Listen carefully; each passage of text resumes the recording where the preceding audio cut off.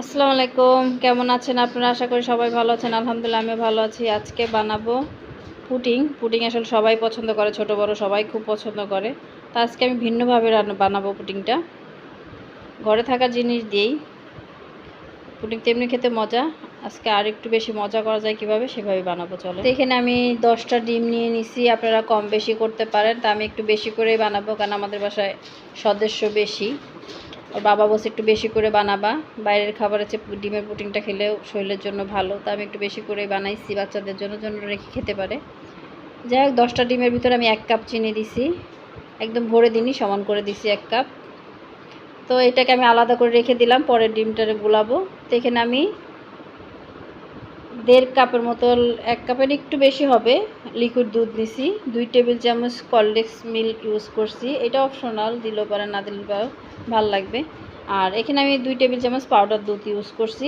এটাও আপনাদের অপশনাল, দিলেও পারেন না দিলেও পারেন, কিন্তু এটা দিলে হবে কি, আপনার এইগুলো মিক্স করলে পুডিংটা এমনি তো মজা খেতে, এটা আরও মজা লাগবে খেতে, টেস্ট হবে আর বেশি। তো আমি এটাকে মিক্স করে আলাদা রেখে দিচ্ছি। তারপর একটা ডিম আর চিনি রেখে দিচ্ছিলাম, সেটাকে এখন মিক্স করতেছি। তো এগুলো অপশনাল, আপনারা দিতে শুধু পাউডার দুধ দিয়েও বানানো যায়। এতে হয় কি, তাড়াতাড়ি হয়ে যায়, গ্যাস অপচয় কম হয়, সময়ও কম লাগে। তা আমি এভাবে দিয়ে বানাচ্ছি, ক্যারামেল পুডিং হবে আর কি। পরে আমি এখানে 1 কাপ সেবার ক্যারামেল করবো, সেখানে তো চিনি থাকবে। তো এখানে স্বাদ মতো একটু লবণ দিয়ে দিলাম। তো এটা ভালো করে আমি গুলাই নিছি, আর সব ভালো করে মিক্স করে নিলাম। আমার এটা হয়ে গেছে। তো এটা ডিমের গন্ধ যেন না আসে, একটু ভ্যানিলা এসেন্স দিতে পারেন। তো আমি দিছি এটা অফ ক্যামেরায় আর কি। তো এটা আমার হয়ে গেছে, আমি রেখে দিলাম। আমার ছোট বাচ্চা হাত দিয়ে দেখাচ্ছে ক্যামেরার সামনে। যাই হোক, এখানে আমি 3 টেবিল চামচ চিনি নিছি। তো এটা সামান্য একটু পানি দিয়ে দিব, যেন চিনিটা সুন্দরভাবে গলে যায়। দিয়ে আমি চুলায় দিচ্ছি ক্যারামেল করার জন্য। তো পুডিংয়ের বাটি নিয়ে নিছি আমি এখানে। তো ক্যারামেলগুলো একটু লাল হয়ে আসতেছে।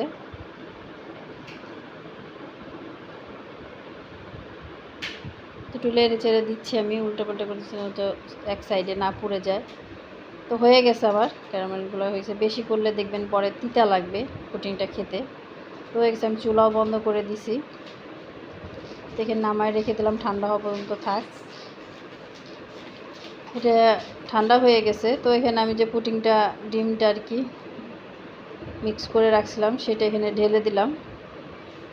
তো এটা ঢাকনা দিয়ে দেবো উপর দিয়ে, ওটা আটকে দিয়ে দিলাম। এখানে আমি চুলায় বড় সাইজের একটা পাতিল দিয়েছি, তারপরে একটা স্ট্যান্ড দিয়েছি। এখানে 5-6 কাপের মতো পানি দিয়ে রাখছি। এখানে 5 কাপে হবে পানি দিছি। তো এটা দিয়ে রাখলাম। এটা আমি কি 40 মিনিট পরে এটাকে নামাইছি আমি, একদম হালকা আছে দিয়ে রাখছিলাম। তো 40 মিনিট লাগছে। তো কালারটা দেখেন, একদম হলুদ দেখা যাচ্ছে। তো আমি চারিপাশে এটাকে ঠান্ডা করে নিছি, আসলে নামাই এটা ঠান্ডা করে নিছি। ঠান্ডা করে নামাবেন, তাহলে আর ভাঙবে না। গরম অবস্থায় উল্টে ভাঙতে উপর ঢালতে গেলে ভেঙে যায় পুডিংটা। তো আমি ঠান্ডা করে সাইড দিয়ে ছুরি দিয়ে একটু আগলা করে নিলাম, যেন ঢাল পড়ে যায় সুন্দর করে। যে একটা প্লেট নিচ্ছি, সেখানে ঢেলে নিচ্ছি। দেখেন, আমি ঢেলে নিলাম। ক্যারামেলটাও সুন্দর, ক্যামেরা একটু কালচা কালচা দেখা যাচ্ছে, আসলে পুডিংটা একটু কালচে কালচে হয় নাই, দেখতে কিন্তু সুন্দর হয়েছে, কালারটা অনেক সুন্দর। তো আমি একটু কেটে আপনাদেরকে দেখাচ্ছি। দেখেন, একদম সফট হয়েছে, খেতেও কিন্তু মাশাআল্লাহ। অবশ্যই এভাবে ট্রাই করে বানাই খেয়ে দেখবেন, খুবই ভালো লাগে খেতে। আর ভিডিওটা যদি ভালো লাগে, প্লিজ একটা লাইক শেয়ার করে দিবেন, সাবস্ক্রাইব করে দিবেন। আশা করি সাথে থাকবেন, আপনারা ভালো থাকবেন।